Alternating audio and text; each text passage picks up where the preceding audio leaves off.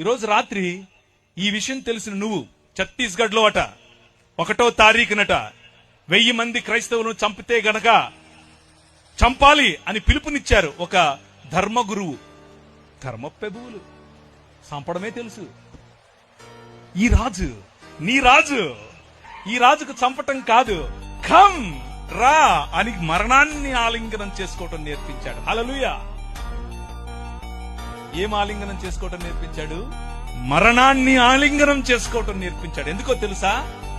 సొదొమ గొమొర్రా పట్టణాలకు భవిష్యత్తు లేదు, కానీ ఆ రాజ్యంలో అయినా ఈ రాష్ట్రంలో అయినా క్రైస్తవ సమాజానికి భవిష్యత్తు ఉంది. ఏంటా భవిష్యత్తు?